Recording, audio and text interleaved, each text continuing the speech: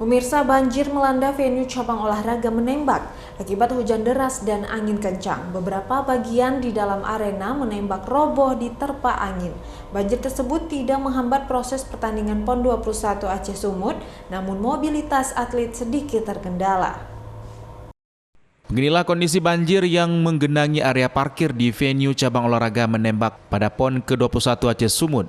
Kondisi tersebut membuat mobilisasi atlet sedikit terganggu di lapangan tembak Rindam Matai Aceh Besar. Hujan deras dan angin kencang membuat beberapa bagian arena lapangan tembak roboh serta mengalami genangan air. Namun tidak sampai menghambat pertandingan yang sedang berlangsung. Pihak ofisial cabur menembak berharap pihak penanggung jawab pembangunan venue bisa segera mengambil tindakan agar tidak mengganggu mobilisasi atlet menembak. Agus, salah seorang pekerja di venue menembak, mengatakan banjir disebabkan hujan deras dan drainase tersumbat. Pihaknya akan segera menangani dengan membuang air tersebut dengan cara disedot. Ada kesumbat ya? Iya. Sama kotoran-kotoran. Oh gitu. Ini lagi dibersihin. Sejak kapan nih Pak banjir?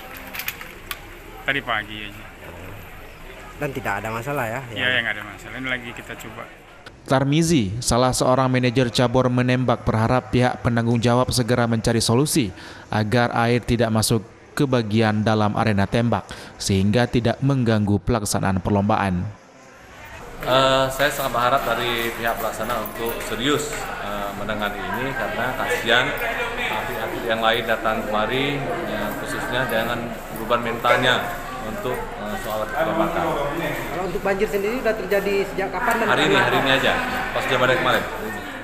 Venue cabur menembak tersebut dibangun menggunakan dana APBN dengan fasilitas di dalamnya lapangan tembak indoor 10 meter, indoor 10 meter running target, lapangan tembak 25 meter, dan lapangan tembak 50 meter. Dari Kabupaten Aceh Besar, Topan Mustafa, iNews melaporkan.